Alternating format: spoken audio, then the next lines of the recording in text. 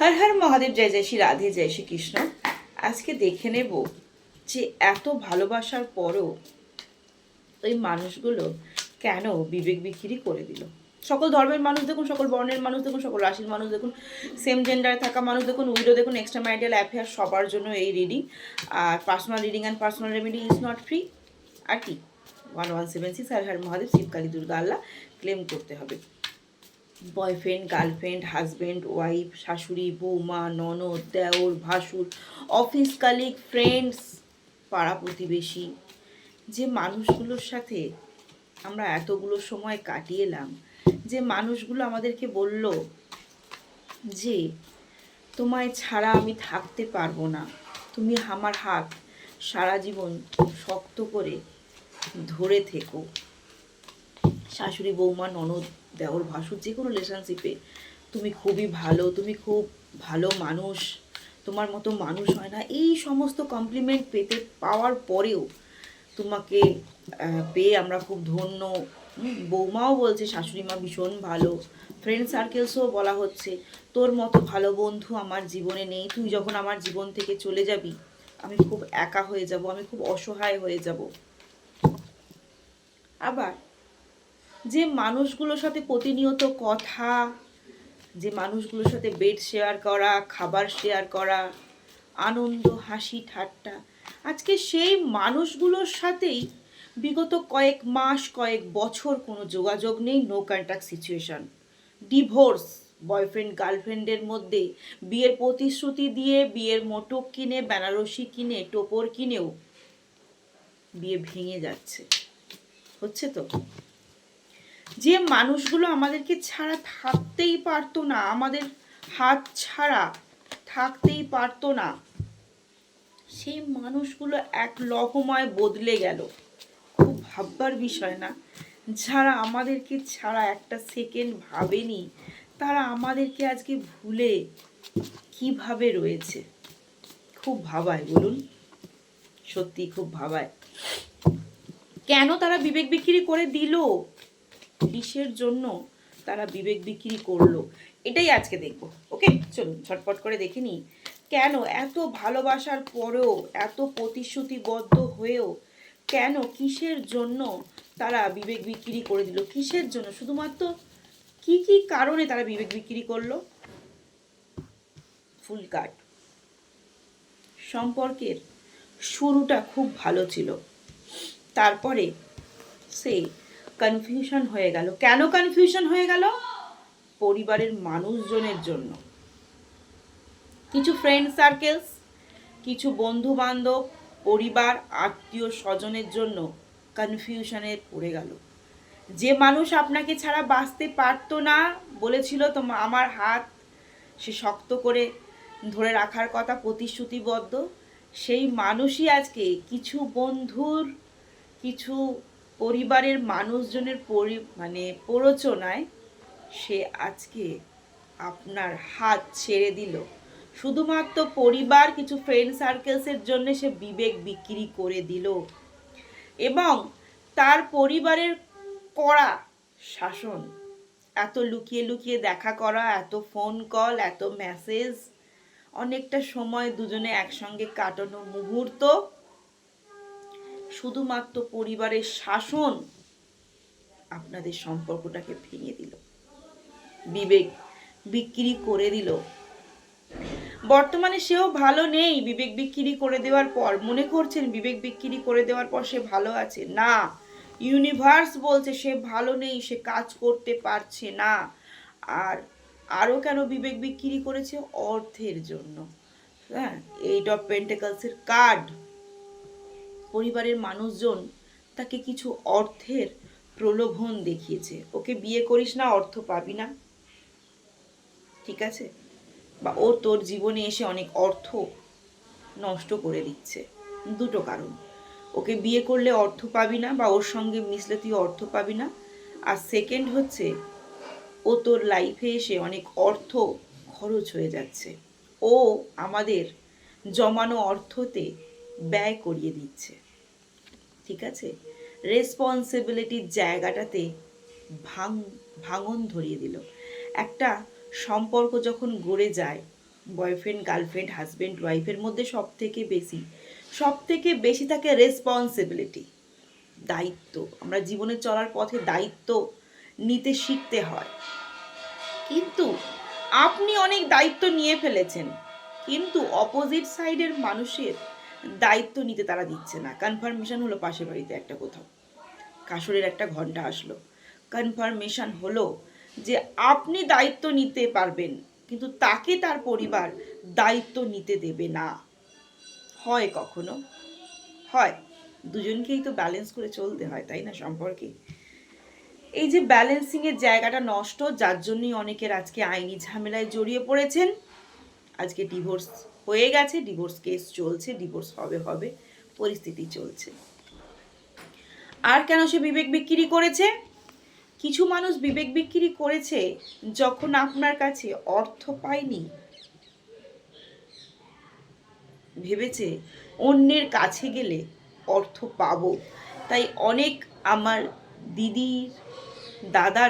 দিদিরা দাদারা অন্য রিলেশনশিপে জড়িয়ে পড়েছেন। কিছু মনে করবেন না, শুধুমাত্র চাওয়া পাওয়ার জায়গাটা একটুখানি লোভ সম্বরণ করতে পারেননি বলে চাওয়া পাওয়াটা এতটাই তীব্র আপনাদের কাছে হয়ে গিয়েছিল, আপনাদের বলতে আপনাদের পার্টনারের, ঠিক আছে, তীব্রটা এতটাই হয়ে গিয়েছিল যে শুধুমাত্র ভালো শাড়ি, ভালো বাড়ি, ভালো গাড়ি, ভালো গয়না, কিছু দাদারাও আছে একে বিয়ে করে এতটা হ্যাপি নই, অন্য কাউকে বিয়ে করলে বা অন্য কারোর সঙ্গে থাকলে হ্যাপি হতে পারতাম।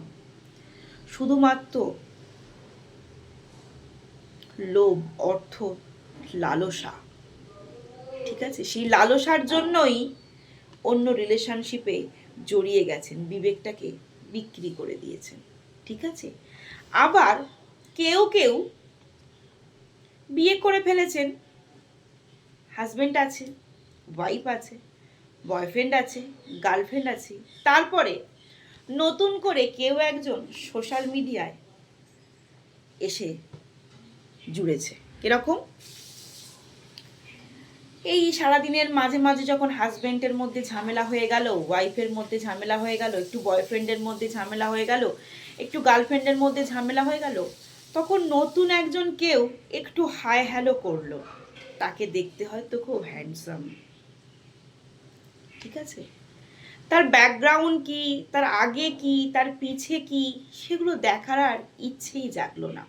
একটু হাজবেন্ডের সাথে ঝগড়া হয়েছে, একটু ওয়াইফের সাথে ঝগড়া হয়েছে, একটু গার্লফ্রেন্ডের সাথে ঝগড়া হয়েছে, একটু বয়ফ্রেন্ডের সঙ্গে ঝগড়া হয়েছে, আর সেই সময়তেই কেউ একজন সোশ্যাল মিডিয়াতে হাই হ্যালো করলো, তাকে দেখতে একটু হ্যান্ডসাম,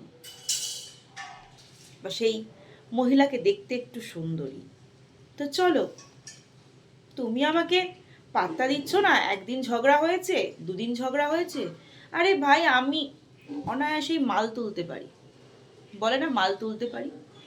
দেখো, তুমি আমার সঙ্গে ঝগড়া করলেও কি হবে, আমার পিছনে হাজার হাজার ছেলে লাইন দেয়। তুমি আমার সঙ্গে মানসিকভাবে স্যাটিসফাইড না হলে কি হবে, আমার পিছনে হাজার হাজার মেয়ে লাইন দেয়। এই একটা ইগোর খেলা খেলতে গিয়েই কানেকশন শুরু করে দিয়েছেন। একদিন কথা বলি, আচ্ছা, হাজব্যান্ডকে একটু জেলাস ফিল করাই, ওয়াইফকে একটু জেলাস ফিল করাই, বা পারিবারিক অশান্তি চলছে, মায়ের সাথে বউয়ের ঝগড়া, এই টেনশন নিতে নিতে নিতে নিতে একটা বন্ধুত্বের হাত বাড়িয়ে দিয়েছেন।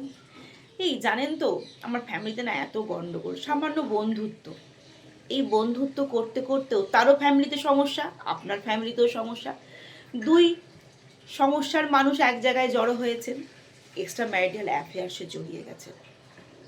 আর এক্সট্রা ম্যারিটাল অ্যাফেয়ার্সে জড়িয়ে যাওয়ার পর কি হয়েছে, মনে হয়েছে আমার স্ত্রী আমাকে যে সুখটা দিতে পারবে না, ওই মহিলা আমাকে সেই সুখটা দিতে পারবে, আমার হাজবেন্ড আমাকে যে সুখটা দিতে পারছে না, ওই পুরুষ আমাকে সেই সুখটা দিতে পারবে। এক্সট্রা ম্যারিটাল অ্যাফেয়ার্সে জড়িয়ে গিয়ে বিবেক বিক্রি করে দিয়েছেন। লাইফের কিছু স্ট্রাগেল এসেছে, ঠিক আছে, আমাদের জীবন যন্ত্রণাময়, ঠিক আছে, আদি দৈবিক, আদি ভৌতিক, আধ্যাত্মিক, এই সমস্ত এই ত্রিতাপ জ্বালা আমাদেরকে ভোগ করতেই হয়, মনুষ্য জন্ম গ্রহণ করেছি মানে এই ত্রিতাপ জ্বালা থেকে আমাদের ভোগ করতে হবে না, আমি ট্যারো রিডার মানে আমার জীবনেও এই ত্রিতাপ জ্বালা থাকবে না, এরকম নয়, থাকবে। কিন্তু যখনই আপনার লাইফে স্ট্রাগল এসেছে সেই সময় আপনি ভগবানের শরণাপন্ন হননি যে ভগবান আমি তোমাকে স্যারেন্ডার করে দিলাম, তুমি দেখে নাও, তুমি আমার প্রাণ সঞ্চার করেছো, তোমার জন্য আমার চোখ, তোমার জন্য আমার এই শরীর, তো তুমি ভাই দেখে নাও আমার লাইফের সমস্যা। আপনি তখন ভগবানের কাছে স্যারেন্ডার হননি। দেখেছেন ভগবানের কাছে স্যারেন্ডার হয়নি। কারো হয়তো লাইফে কিছু অ্যাক্সিডেন্ট হয়েছে, ঠিক আছে, সেই সময় আপনি কি করেছেন, যখন খুব পেন হয়েছে, যখন খুব কষ্ট হয়েছে, তখন অটোমেটিক্যালি ভগবানের কাছে নিজেকে স্যারেন্ডার না করে অন্যের কাছে স্যারেন্ডার করেছে। যে কষ্টটা আপনার পেয়েছেন, যে কষ্টটা আপনি পেয়েছেন, যে দুঃখটা পেয়েছেন, সেটা ভগবানকে জানাননি, আপনি অন্য কাউকে জানিয়েছেন। সেটা কিছু বন্ধু বান্ধব হতে পারে, সেটা কিছু পারিবারিক মানুষজন হতে পারে, এক্সট্রা ম্যারিটাল অ্যাফেয়ার্স হতে পারে, পরিবারের মানুষজনকে কিছু বলেছেন, ফ্রেন্ড সার্কেলসে কিছু বলেছেন, জানিস তো আমার ওয়াইফের সাথে অ্যাডজাস্ট হচ্ছে না, জানিস তো আমার হাজব্যান্ডের সাথে অ্যাডজাস্ট হচ্ছে না। কিন্তু বর্তমানে কি জানেন তো, কেউ কারো ভালো চায় না, ভালো চাওয়ার মানুষ খুব কম। আপনি জীবনে হাজব্যান্ড নিয়ে ভালো থাকবেন, আপনি জীবনে ওয়াইফ নিয়ে ভালো থাকবেন, আপনি জীবনে সন্তান সুখ পাবেন, এইটা চাওয়া পাওয়ার মানুষ বর্তমানে খুব কম, খুব খুব খুব কম। আপনি আপনার দুঃখের কথাটা উজাড় করে দিয়েছেন আর শত্রুতার বিষ উগড়ে দিয়েছে। আপনি সেই সময় মনে করেছেন ওর মতো শুভাকাঙ্ক্ষী আমার জীবনে আর কেউ নেই, ওই বন্ধুই আমার সব থেকে বড় আপন, ওই পরিবারের মানুষজনই আমার সব থেকে বড় আপন, আমার ওয়াইফ আমার আপন নয়, আমার হাজবেন্ড আমার আপন নয়, আমার বয়ফ্রেন্ড আমার আপন নয়, আমার গার্লফ্রেন্ড আমার আপন নয়। আপনি কষ্ট যখন পেয়েছেন তার কাছে নিজেকে শান্ত করতে পারেন। যখন ঝগড়া ঝামেলা হয় না, নিজেকে শান্ত করে নিতে হয়, কিন্তু সেটাই তো আমরা পারি না। যখন ঝগড়া ঝামেলা হয় আমরা আরও রেগে যাই, আমাদের মাথা আরও গরম হয়ে যায়, শান্ত হতে পারি না, নিজেকে শান্ত রাখতে পারি না। সেই সময় মনে হয় ওকে বলি, তাকে বলি, ওকে বলি, ওর কাছে ছুটি, তার কাছে ছুটি। আর যখনই তার কাছে ছুটেছেন তখনই আপনার দুর্বলতার সুযোগটা নিয়ে নিয়েছে। আর যখনই আপনার দুর্বলতার সুযোগ নিয়ে আপনার বয়ফ্রেন্ড, আপনার গার্লফ্রেন্ড, আপনার হাজব্যান্ড, আপনার ওয়াইফ, আপনার শাশুড়ি মা, আপনার শ্বশুর মশাই, আপনার বৌমাও হবে, তার মাথায় না একটা প্রলেপ লাগানো হয়েছে, কূট বুদ্ধির প্রলেপ লাগানো হয়েছে। আর তখনই ওই মানুষগুলো বিবেক বিক্রি করে দিয়েছে। 1176 হর হর মহাদেব, শিবকালী, দুর্গা, আল্লাহ ক্লেম করতে কেউ ভুলবেন না। দেখেছেন বটম অফ দ্য ডেকে দ্য এমপ্রেস কার্ড।